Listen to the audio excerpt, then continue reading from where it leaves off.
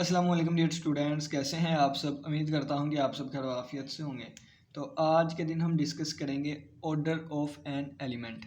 ठीक है, ग्रुप में रहते हुए एक एलिमेंट का ऑर्डर क्या होता है। ठीक है, तो सबसे पहले हमें पता होना चाहिए ऑर्डर ऑफ आ ग्रुप, यानी कि ग्रुप का ऑर्डर क्या होता है। The number of elements in a group G is called the order of the group.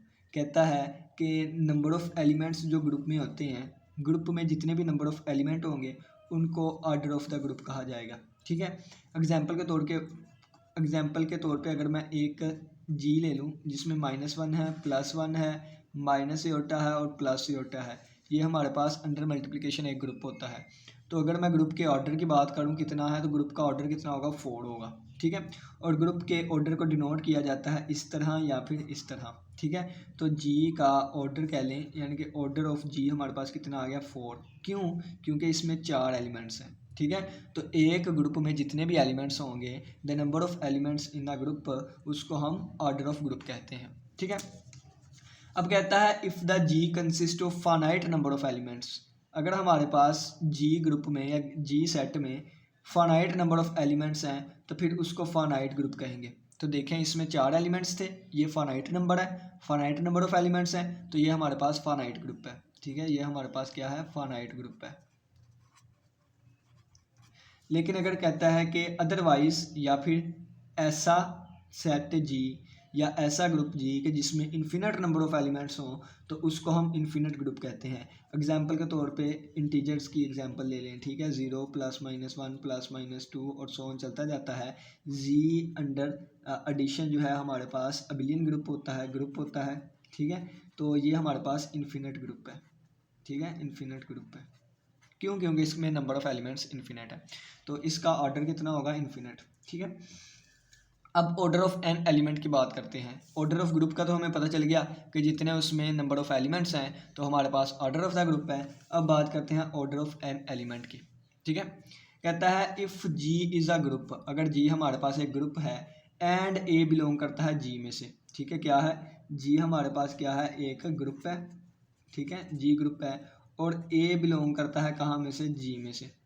कहता है then the order or period, order को पीरियड भी कहते हैं। The order or period of a element का जो ऑर्डर होगा या ए एलिमेंट का जो ऑर्डर होगा, जो पीरियड होगा, is the least positive integer n, सबसे छोटा पॉजिटिव इंटीजर एन होगा, सच दैट ए की power n is equal to identity.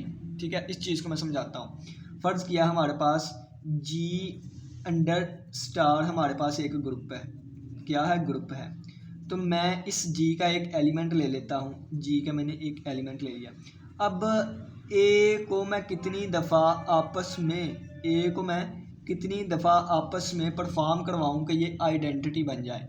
तो जितनी दफ़ा परफॉर्म करवाने से आइडेंटिटी बन जाएगा, ठीक है, जितनी दफ़ा परफॉर्म करवाने से आइडेंटिटी बन जाएगा वो हमारे पास ऑर्डर होगा।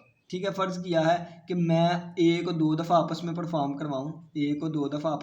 करवाऊँ तो आइडेंटिटी बन जाए, तो ए का ऑर्डर आ जाएगा 2। इसको मैं ए की 2 भी लिख सकता हूँ। ठीक है, ए का ऑर्डर कितना आ जाएगा, एन क्या है, लीस्ट पॉजिटिव इंटीजर है। ठीक है, तो ये 2 आ जाएगा। अब अगर मैं फ़र्ज़ किया है ए क्रॉस ए करता हूँ, तो अब ये आइडेंटिटी आ जाता है, तो ए का ऑर्डर कितना हो जाएगा, 3। ठीक है, तो ये बात लिखी गई है कि जितनी दफ़ा एक एलिमेंट को अपने साथ ही ऑपरेट करवाई जाए, तो वो जब आइडेंटिटी बन गया पहली दफ़ा ही, ठीक है, लीस्ट लिखा हुआ है, छोटे से छोटा। ठीक है, यानी कि देखें, अब ये अगर ए की पावर 2 ई के इक्वल आ रहा है ना, तो ए की पावर 4 भी ई के इक्वल आएगा। लेकिन हमने 2 वाला ऑर्डर लेना है, क्यों? क्योंकि लीस्ट पॉजिटिव यानी कि छोटा ये है, सबसे छोटा ये। ठीक है, तो सबसे छोटा पॉजिटिव इंटीजर लेना है कि जिस पे हमारे पास ए की पावर एन ई आ जाए, तो एन को हम ऑर्डर कहेंगे। एक एग्जांपल है, वहाँ से हम अच्छे से समझेंगे। कहता है ये हमारे पास जी है +-1 +-i। ठीक है, तो कहता है इसमें +1 और -1 का ऑर्डर 2 है और प्लस योटा और माइनस योटा का ऑर्डर 4 है। ठीक है, क्या है मैं आपको बताता हूँ। देखें, 4 एलिमेंट्स हैं, 1 2 3 4। फ़र्ज़ किया मैं -1 वाले का ऑर्डर देखना चाहता हूँ। ठीक है, तो -1 पावर जो है ना वो आपने 1 से स्टार्ट नहीं करनी, 2 से स्टार्ट किया करनी है। ठीक है, तो 1 से ही हमने स्टार्ट करना है। ठीक है, 1 से ही पावर स्टार्ट करेंगे, 0 से नहीं कर सकते। क्यों? क्योंकि ए की पावर 0 हमेशा 1 आ जाया करेगा, तो 1 तो आइडेंटिटी है। ठीक है, यहाँ पे आइडेंटिटी एलिमेंट की बात करूँ ना, यहाँ पे तो यहाँ पे आइडेंटिटी एलिमेंट 1 है। ठीक है, तो पावर हमारे पास क्या है, लीस्ट पॉजिटिव इंटीजर। तो पॉजिटिव इंटीजर कौन से होते हैं, तो मैं यहाँ पे पॉजिटिव इंटीजर लिख देता हूँ 1 2 3 सो ऑन। ठीक है, तो सबसे पहले 1 पावर लें।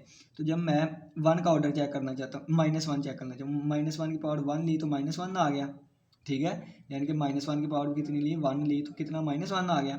यानी कि आइडेंटिटी नहीं आया, तो इसका ऑर्डर 1 नहीं है। ठीक है, अब -1 की पावर मैं 2 लूँगा, तो इसका मतलब है -1 मल्टीप्लाई होगा -1 से, क्योंकि ये अंडर मल्टीप्लिकेशन ग्रुप है ना, तो इस वजह से मल्टीप्लाई करूँगा, तो ये -+2 बन जाएगा, ये -+1 बन जाएगा। ठीक है, अब 1 आइडेंटिटी था, तो ये आइडेंटिटी के इक्वल आ गया।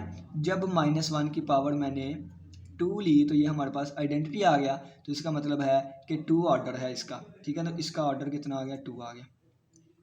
अब 1 देखें, तो जब मैं 1 की पावर 1 लूँगा, उस वक्त 1 आ जाएगा, जो कि आइडेंटिटी के इक्वल है। यानी कि 1 की पावर 1 किसके इक्वल आ गया, आइडेंटिटी के इक्वल आ गया। 1 की पावर 1 किसके इक्वल आ गया, आइडेंटिटी के इक्वल आ गया।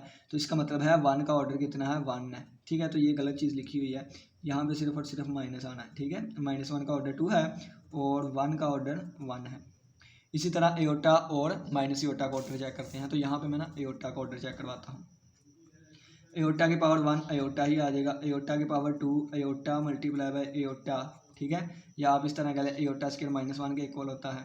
ठीक है, एयोटा की पावर 3 लूँगा, तो वो aorta multiply by aorta multiply by aorta, तो ये aorta square multiply by aorta. Aorta square -1 है, तो माइनस एयोटा आ गया। ठीक है, अभी भी आइडेंटिटी नहीं आया। जब मैं एयोटा की पावर 4 लूँगा, तो आ जाएगा aorta multiply by aorta multiply by aorta multiply by aorta, तो ये एयोटा स्क्वायर बन जाएगा और ये भी एयोटा स्क्वायर बन जाएगा। एयोटा स्क्वायर -1 होता है, ये भी -1 होता है, तो +1 हो गया, जो कि आइडेंटिटी के इक्वल आ गया। तो एयोटा की पावर 1 2 3 ये अप्लाई की थी, तो हमारे पास आइडेंटिटी नहीं आया था, लेकिन एयोटा की पावर 4 जो है आइडेंटिटी आ गया है। तो ऑर्डर ऑफ एयोटा कितना आ गया, 4 आ गया, क्योंकि एयोटा की पावर 4 लेने से हमारे पास आइडेंटिटी आ रहा है। ठीक है, इसी तरह माइनस एयोटा जो है वो आप खुद चेक, चले मैं ही कर देता हूँ। माइनस एयोटा की अगर बात करें ना, किसकी, माइनस एयोटा की, यहाँ पे देखें माइनस एयोटा की पावर 1 लूँगा, तो वो माइनस एयोटा ही आएगा। माइनस एयोटा की पावर 2 लूँगा, तो ये minus aorta multiply by minus aorta, तो प्लस एयोटा स्क्वायर आएगा, जो कि -1 आ गया। अब माइनस एयोटा की पावर 3 लूँगा, तो वो minus aorta multiply by minus aorta multiply by minus aorta, तो माइनस एयोटा -1 आया है। ठीक है, और माइनस एयोटा ये प्लस एयोटा बन जाएगा।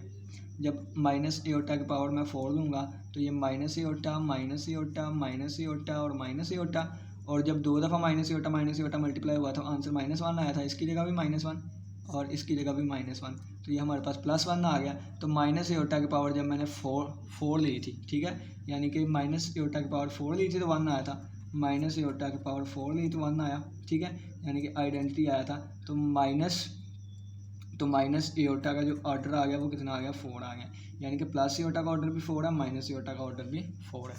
तो यानी कि वो नंबर, ये देखिए प्लस माइनस एयोटा का ऑर्डर 4 है, यानी कि एक एलिमेंट ए है, उसको कितनी दफ़ा, इसकी कितनी पावर लें, कितनी दफ़ा आपस में ऑपरेट करवाएं कि आंसर ई आए। तो यहाँ पे मल्टीप्लिकेशन था, इस वजह से हम मल्टीप्लिकेशन करवा रहे थे। अगर कोई और ऑपरेशन आएगा तो हम वो अप्लाई करवाया करेंगे। ठीक है, अब नेक्स्ट चलते हैं। नेक्स्ट देखिए, कहता है for any element a belongs to G we always take a raised to power 0 is equal to e. अब पावर हमने 0 क्यों नहीं थी ली, क्योंकि हम कहते हैं कि ए की पावर 0 जो है वो हमेशा ई के इक्वल आया करेगा। कोई भी एलिमेंट ले लें, ए की पावर 0 हमेशा हम ई के इक्वल लिया करेंगे। ठीक है, तो इस वजह से हमने पावर जो है वो 1 से स्टार्ट की थी। अगर पावर 1 से स्टार्ट ना करते फिर तो हर एक का ऑर्डर 0 आ जाता। ठीक है, तो क्या किया, पावर हमने पॉजिटिव इंटीजर लिया करनी है। ठीक है, पावर हमने पॉजिटिव इंटीजर। अब नेक्स्ट कहता है कि अगर n 0 के इक्वल हो जाए, कहता है क्या, n 0 के इक्वल है, इज़ द ओनली एलिमेंट, सिर्फ एक ऐसा एलिमेंट है कि जिसकी n की पावर 0 हमारे पास जो है वो e के इक्वल आ रही है। देखें, फ़र्ज़ किया, देखें ना, a की power n is equal to, मैंने e लिखा है, 1 पुट करूँ फिर भी e के इक्वल नहीं आता, 2 पुट करूँ फिर भी e के इक्वल नहीं, 3 पुट करूँ फिर भी e के इक्वल नहीं, 4 पुट करूँ e के इक्वल नहीं, 5 पुट करूँ e के इक्वल नहीं, पुट कर ही जाऊँ कोई भी ई के इक्वल नहीं आ रहा, तो इसका मतलब क्या है, वो इन्फिनिट ऑर्डर का है। ठीक है। अब इसी को उसने दूसरे अल्फाज में क्या लिख दिया है कि ना 1 पे ये चीज़ होल्ड करती है, यानी कि ये नॉट इक्वल टू आ रहा है n इज इक्वल टू 1 के लिए, 2 के लिए, 3 के लिए, सो ऑन, तमाम के लिए नॉट इक्वल टू आ रहा है। लेकिन a की पावर 0 e हमेशा e हुआ करेगा, क्योंकि हमने कहा है वी ऑलवेज टेक, यानी कि इस बात को उसने इस तरह लिख दिया है कि अगर सिर्फ और सिर्फ ये चीज़ उस वक्त होल्ड करती है जब n 0 के इक्वल है, बाकियों के लिए होल्ड नहीं करती। If n is equal to 0 is the only integer for which, कहता है कि सिर्फ n की वैल्यू 0 के लिए ये होल्ड करती है, बाकियों के लिए यानी कि नहीं कर। जब इसने ये बात कर दी ना कि सिर्फ इसके लिए होल्ड करती है, तो इसका मतलब बाकियों के लिए होल्ड नहीं करेगी। तो इसका मतलब है कि वो इन्फिनिट ऑर्डर, यानी कि उस एलिमेंट का इन्फिनिट ऑर्डर है, यानी कि जब a की पावर इन्फिनिट करूँगा ना जाके कहीं पे, तो फिर वहाँ पे जाके कहीं पे आइडेंटिटी बनेगी। ठीक है, तो ये वाली चीज़ हमने नहीं लिखनी इस तरह, क्योंकि इन्फिनिटी जो मैं लिख दूंगा ये तो मतलब हुआ कि मैंने एक नंबर को ले आया, लेकिन मैं इन्फिनिटी को जो है वो यानी कि उस तक नहीं पहुँच सकता। तो इस तरह इसको इस तरह नहीं लिखेंगे। वैसे मैं सिंपली बता देता हूँ कि अगर इसके अलावा और कोई पॉसिबिलिटी ना हुई, यानी कि ना n की पावर 1 2 तो किसी भी वैल्यू के लिए हमारे पास ये ना इक्वल ना आता हुआ, यानी कि नॉट इक्वल टू हुआ, तो इसका मतलब है कि सिर्फ और सिर्फ इस वजह से है, यानी कि ये तो हमेशा होगा। तो ये लिखा हुआ है कि अगर सिर्फ और सिर्फ एलिमेंट में ये कंडीशन सेटिस्फाई होती है और किसी वैल्यू पे हमारे पास ये इक्वल नहीं आ रहा, तो देन उस एलिमेंट का ऑर्डर इन्फिनिट ऑर्डर होगा। ठीक है, या ये बात लिख दें, ठीक है, या ये नहीं लिखनी तो उन्होंने ना ज़्यादा पूरे असर बात कर दिया। उन्होंने ये लिख दिया है कि अगर ये चीज़ सिर्फ और सिर्फ इस वैल्यू के लिए होल्ड करती है, इसका मतलब इनके लिए नहीं होल्ड करती होगी, सिर्फ और सिर्फ इसके लिए करती है, तो इसका मतलब है उससे एलिमेंट का ऑर्डर कितना है, इन्फिनिट ऑर्डर है। ठीक है, अब एक थ्योरम है, थ्योरम बड़े मजे का है, तो मैं नेक्स्ट पेज पे इसको लिखा हुआ है उसको मैं आपको दिखाता हूँ और फिर इसको प्रूव करते हैं। थ्योरम में कहता है if n is the order of an element a of a group g, कहता है क्या, मैं आपको बताता हूँ, पहले क्वेश्चन को हम अंडरस्टैंड कर लेना। कहता है n is the order of an element a, ठीक है, कहता है n क्या है, ऑर्डर है a एलिमेंट का, तो इसका मतलब क्या हुआ, a की पावर n e के इक्वल आएगा, क्योंकि ऑर्डर की डेफिनेशन है। ये क्या साबित करेगी कि a एलिमेंट का ऑर्डर n है। ठीक है, n is the order of the element a, यानी कि a का ऑर्डर कितना है, n है। ठीक हो गया। कहता है ऑफ अ ग्रुप g, और a जो है ये g का मेंबर है। ठीक है, कहता है then for every integer m, तो कहता है कि हर एक इंटीजर m के लिए अगर ये वाली चीज़ है, इफ़ एंड ओनली इफ़, कहता है अगर इसके अलावा हमारे पास a की पावर m भी e के इक्वल आ रहा है, a की पावर m भी e के इक्वल आ रहा है, तो इसका मतलब क्या है कि m बराबर होगा qn के, m बराबर होगा qn के, और q हमारे पास कोई भी एक इंटीजर है। ठीक है, मज़े की बात है, मैं आपको समझाता हूँ। देखें, उन्होंने कहा है कि a का ऑर्डर कितना है, n है। ठीक है, a का ऑर्डर कितना है, n है। तो ये पहले नंबर थ्योरम नंबर कितना है, थ्योरम नंबर 3। चलिए a की थ्योरम है, नंबरिंग क्या देनी है, देखें यहाँ पे ना साइड पे समझाता हूँ। a का ऑर्डर कितना है, n है। ठीक है, ये हमें उन्होंने गिवन दे दिया, और a क्या है, g का एलिमेंट है। a का ऑर्डर n का मतलब क्या है कि a की पावर n लूँगा तो e के इक्वल आ जाएगा बाय डेफिनेशन। ठीक हो गया। अब देखें यहाँ से, अब यहाँ पे n पे क्या कंडीशन लगी होती है, तो n पे कंडीशन लगी होती है, ये क्या होता है, least positive integer. Least positive integer की कंडीशन लगाई है, तो इसका मतलब है कि वहाँ कोई इससे बड़ा पॉजिटिव इंटीजर भी आता होगा। ठीक है, जैसे देखें ना, एग्जांपल के तौर पे मैंने -1 पीछे एग्जांपल दी कि -1 का ऑर्डर कितना है, 2 है, यानी कि -1 की पावर -1 आ गया, -1 की पावर 2 करूँगा तो वो -1 मल्टीप्लाई बाई -1 यानी कि 1 आ गया, e आ गया, तो इस वजह से -1 का ऑर्डर जो हो गया, ऑर्डर -1 कितना हो गया, 2 आ गया। क्यों, क्योंकि -1 की पावर 2 e के इक्वल आ रहा है। अगर मैं -1 की पावर 3 कर दूँ तो ये बन जाएगा -1 यानी कि -1 नहीं आएगा। लेकिन अगर मैं -1 की पावर 4 कर दूँ, क्या आएगा, -1 और -1 जो कि +1 दोबारा आइडेंटिटी के इक्वल आ गया, यानी कि -1 की पावर 4 भी हमारे पास आइडेंटिटी आ रहा है, और -1 की पावर 2 भी आइडेंटिटी आया था। तो इस वजह से कहता है, इसी तरह -1 की पावर 6 भी 1 के इक्वल आएगा जो कि आइडेंटिटी है, -1 की पावर 8 भी आएगा, सो ऑन चलता जाएगा। ठीक है, और -1 की पावर जितनी भी इवन लेंगे वो भी हमारे पास क्या आएगा, वो भी हमारे पास इवन ही आएगा। अब वो भी हमारे यहाँ के कर लेता हूँ, वो भी हमारे पास आइडेंटिटी आएगा। तो कहता है कि इन सब में से जो लीस्ट पॉजिटिव इंटीजर होगा ना, सबसे छोटा, उसको हम ऑर्डर कहेंगे। ऑर्डर ऑफ -1 जो है वो 2 आएगा।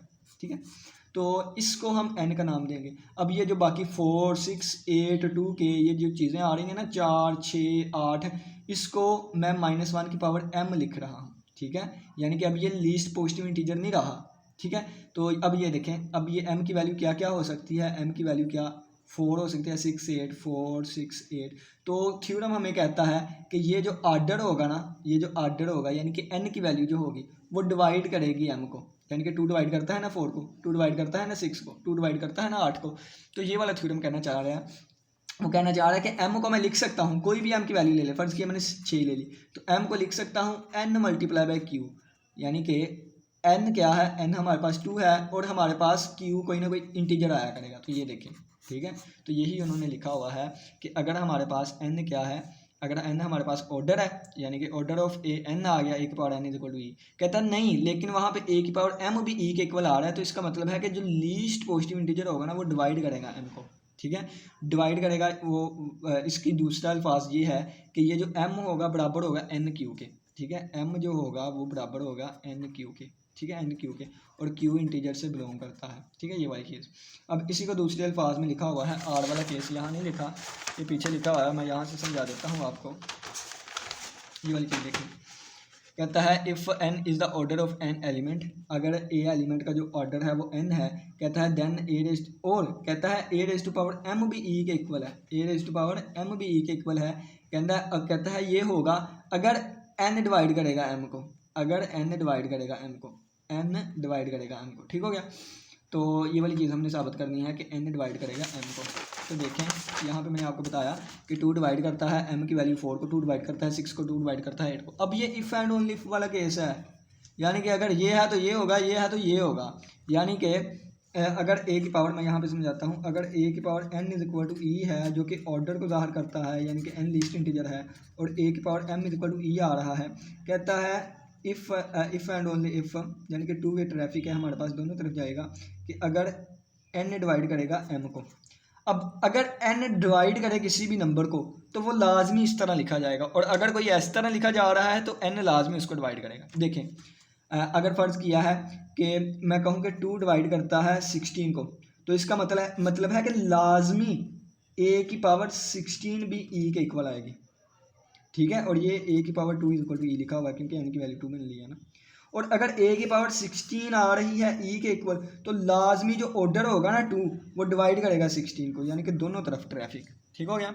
अगर ये है तो ये, अगर कोई भी नंबर मैं 32 ले लूँ, 32 डिवाइड करता है ना 232 को, ठीक है, तो इसका मतलब है लाजमी a की पावर 32 e के इक्वल आएगी। और अगर a की पावर 32 अगर e के इक्वल आ रही है तो लाजमी ऑर्डर जो था 2 वो डिवाइड करेगा किसको, 32 को, ठीक है, इफ़ एंड ओनली। तो दोनों केस हम प्रूव करेंगे, ठीक हो गया। तो उम्मीद करता हूँ कि थ्योरम की समझ आई होगी। तो चलिए जी अब हम नेक्स्ट इसको प्रूव करने की तरफ आगे बढ़ते हैं। कहता है प्रूफ, ठीक है, लेट a की पावर m e के इक्वल है, ठीक है, फॉर सम इंटीजर, कोई भी इंटीजर हो सकता है m, ठीक है, फॉर सम इंटीजर कोई भी इंटीजर हो सकता है। कहता है then being the order of a, कहता है n हमारे पास क्या है, ऑर्डर ऑफ a है, will be lesser or equal भी हो सकता है, ठीक है, m की वैल्यू 2 भी हो सकती है, उन्होंने इक्वल टू वाली भी कंडीशन दी है, ठीक है। कहता है कि कितने क्या n क्या है, ऑर्डर है, तो इसका मतलब है कि n जो है वो या तो m के इक्वल होगा या उससे छोटा होगा, ठीक हो गया। क्यों, क्योंकि हमने n जो लेना होता है ना वो लीस्ट पॉजिटिव इंटीजर लेना होता है। कहता है by the definition of algorithm की डेफिनेशन के through there are integers q and r, वहाँ पे q और r आएंगे सच डैट, इस तरह के। अब ये देखें कि अगर हमारे पास 2 इंटीजर हो ना कोई भी, एक को अंदर रख के दूसरे पे तकसीम करवाए ना, फ़र्ज़ किया एक हमारे पास n इंटीजर है, एक m इंटीजर है, अगर मैं m को अंदर रख के n पे डिवाइड करवाना चाहूँ ना, ठीक है, तो यहाँ पे कोई ना कोई क्वेश्चन आएगा और यहाँ पे कोई ना कोई रिमाइंडर बचेगा। और by using division algorithm of Euclidean division algorithm के जरिए हम इसको लिखते हैं m is equal to n q plus r, और यहाँ पे कंडीशन होती है कि जो डिवाइड करने वाला है ना रिमाइंडर उससे छोटा आएगा, ठीक है, अब बराबर नहीं होना, क्यों, क्योंकि अगर बराबर हो गया तो मज़ीद डिवाइड हो जाएगा ना, और रिमाइंडर हमेशा पॉजिटिव रहता है, 0 या 0 से बड़ा, ठीक है, 0 भी हो सकता है और 0 से बड़ा भी। एग्जांपल देख लें, जैसे मैं 7 को डिवाइड करना चाहूँ 2 से, तो 3 बार 6, बाकी बचा 1, यानी कि मैं लिख सकता हूँ 7 is equal to 2 multiply by 3 और प्लस 1। और यहाँ पर देखें कि रिमाइंडर जो है वो हमारे पास 0 से बड़ा आ गया, और लेस देन किससे आया, डिवाइड करवाने वाले से, ठीक है ना। इस तरह ये वाली चीज़ चलती है। तो ये वाली चीज़ हमारे पास आ गई। अब इसको मैं ए की पावर में लिखने लगा हूँ, तो ए की power m is equal to a की power n q plus r आ गया, ठीक है। अब हम बचपन में एक चीज़ पढ़ के आए हैं क्या, कि इसको अलग-अलग भी कर सकते हैं। तो ए की पावर n क्यू अलग हो गई और ए की पावर r अलग हो गई, ठीक हो गया। और ए की पावर ये कितना आ गया, m आ गया। अब ये देखें, ए की power m is equal to a की पावर n की पावर मैं q लिख दूँ, ठीक है, और ए की पावर r। अब यहाँ पे देखें e की पावर n किसके इक्वल है, तो हमें गिवन था कि a की पावर n किसके इक्वल है, e के इक्वल है। क्यों, क्योंकि उन्होंने बताया था कि a क्या है, n क्या है, ऑर्डर ऑफ a है, ठीक है। तो n के ऑर्डर होने का मतलब क्या है कि ये हमारे पास e के इक्वल आ जाएगा। क्यों, क्योंकि हम जानते हैं हमें गिवन है क्या कि a की power n is equal to e है। क्यों, क्योंकि ऑर्डर है, order of a is n, ठीक हो गया। अब देखें यहाँ पे, तो ये e की जितनी भी पावर ले लें, e को जितनी दफ़ा मर्जी आपस में मल्टीप्लाई करवा लें तो हमेशा आइडेंटिटी ही आता है। ये आइडेंटिटी a की पावर r आ गई, तो यहाँ से a की पावर m। आइडेंटिटी की डेफिनेशन होती है कि किसी भी एलिमेंट से मल्टीप्लाई करवाएं वो दोबारा आ जाएगा। तो यहाँ से आ गया a की power m is equal to a की पावर r, a की power m is equal to a की पावर r। और यहाँ से अगर आप देखें तो a की पावर r किसके इक्वल आ गया, a की पावर m के। तो a की पावर m किसके इक्वल है, तो a की पावर m भी हमारे पास e के इक्वल है, ठीक है। a की पावर m भी e के इक्वल है। नहीं तो ये देखें लेट करके आए थे कि a की पावर m किसके इक्वल है, e के इक्वल है। तो ये भी हमारे पास e के इक्वल आ गया, ठीक हो गया। अब यहाँ पे देखें,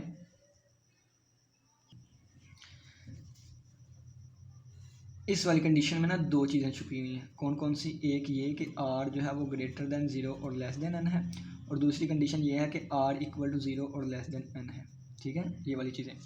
अब देखें n हमारे पास, n को जहन में रखना है, ठीक है। n क्या होता है, लीस्ट पॉजिटिव इंटीजर होता है। n क्या होता है, लीस्ट पॉजिटिव इंटीजर होता है। अगर मैं पहली पॉसिबिलिटी लेके जाऊँ कि r ग्रेटर देन 0 के है, ठीक है, r ग्रेटर देन 0, फ़र्ज़ किया मैं कह देता हूँ r की वैल्यू 2 है, ग्रेटर देन 0 है ना, 2 कह लें या 1 कह लें, तो n इससे बड़ा होना चाहिए। फ़र्ज़ किया मैं r की वैल्यू 1 ले लेता हूँ, तो n इससे बड़ा इंटीजर होना चाहिए। फ़र्ज़ किया r की वैल्यू n की वैल्यू फिर 2 आ जाएगी, n की वैल्यू कितनी आ जाएगी, 2 आ जाएगी। तो अब a की पावर 1 पे भी e आ रहा है, तो ये भी ऑर्डर था, a की पावर 2 पे भी e आ रहा था, तो ये तो पॉसिबल नहीं है। क्यों, क्योंकि हमने कहा था कि ऑर्डर लीस्ट पॉजिटिव इंटीजर होता है, तो लीस्ट पॉजिटिव इंटीजर ये आ रहा है, लीस्ट पॉजिटिव इंटीजर ये आ रहा है, तो n तो हमारे पास फिर लीस्ट पॉजिटिव इंटीजर नहीं ना आया। देखें यहाँ पे समझिए आप, r ग्रेटर देन 0 कोई भी वैल्यू ले ले, फ़र्ज़ किया मैंने 3 ले ली, कितनी ले ली, r की वैल्यू 3 ले ली, तो n उससे बड़ा लेना चाहिए, कोई भी 4 ले लें, 5 कोई भी बड़ा ले लें, फ़र्ज़ किया मैंने 4 ही ले लिया, ठीक है। अब देखें n हमारे, अब a की पावर 3 भी e आएगी। क्यों, क्योंकि a की पावर r e है, यानी कि यहाँ से a की पावर 3 भी e आ गई। अब n ऑर्डर है, a की पावर 4 भी e आ गई, तो ये n ऑर्डर हो ही नहीं सकता। क्यों, क्योंकि लीस्ट पॉजिटिव इंटीजर जो होता है उसको n कहते हैं। तो लीस्ट पॉजिटिव इंटीजर तो ये r है, ये तो r की वैल्यू थी, और n r के इक्वल कभी भी नहीं हो सकता। तो यहाँ पे ये कंट्राडिक्शन आ रही है, तो ऊपर वाली कंडीशन कभी भी सेटिस्फाई नहीं होगी। नीचे वाली कंडीशन देखते हैं, नीचे वाली कंडीशन कि r की वैल्यू 0 हो गई है, तो n फिर ग्रेटर देन 0 होगा, तो ग्रेटर देन 0 जो भी वैल्यू आएगी, ठीक है, तो a की पावर n e के इक्वल आ जाएगा, ठीक है। और बाकी r की वैल्यू 0 हो गई है, यानी कि ये सिर्फ और सिर्फ उस वक्त ही पॉसिबल हो सकती है, यानी कि r की वैल्यू 0 ही हो सकती है, 0 के अलावा कोई क्यों नहीं, क्योंकि अगर मैं 0 के अलावा कोई लूँगा तो n उससे बड़ा हो जाएगा, n उससे बड़ा हो जाएगा। तो इसके लिए भी हमारे पास ये सेटिस्फाई कर रहा है, तो n के लिए फिर वो कंट्राडिक्शन आ जाएगी, क्योंकि n को तो हमने लीस्ट पॉजिटिव इंटीजर कहा है कि सबसे छोटा n ही होना चाहिए जिसके लिए पॉसिबल हो, लेकिन ये तो फिर r के लिए भी पॉसिबल कर जाएगा, ठीक है। तो इस वजह से कहा है कि ये वाली जो चीज़ है उसी वक्त सेटिस्फाई करेगी जब r की वैल्यू कितनी होगी, 0 होगी। r की वैल्यू 0 यहाँ पे पुट कर दें, यहाँ पे पुट कर दिया r की वैल्यू, तो m n क्यू प्लस 0, तो m किसके इक्वल आ गया, n क्यू के इक्वल आ गया। चलें जी, ये साबित हो गया। अब आप इसको ऐसे भी लिख सकते हैं by using the definition of divisibility. Number theory में आप पढ़ के आए थे कि अगर हमारे पास एक नंबर को इस तरह लिख दिया जाए तो इसका मतलब है ये चीज़ डिवाइड करती है इसको, यानी कि n डिवाइड करेगा m को, ठीक है। तो ये आपको जो दूसरी स्टेटमेंट थी ना, इस तरह भी लिख सकते हैं, ये डिवाइड का सिंबल होता है, इसका मतलब है n डिवाइड्स m, ठीक है। यानी कि ये देखें मैंने लिखा हुआ है ना ये वाली चीज़, तो इसका मतलब क्या है, 2 डिवाइड करता है 32 को, 2 डिवाइड्स 32। अब ये हमने ये यहाँ से ना, यहाँ से लेके हमने ये वाली चीज़ प्रूव की थी, ठीक है। यानी कि लेट ये किया था a की power m is equal to e और a की power n is equal to e थी, वहाँ से हमने ये वाली चीज़ बनाई, ठीक है।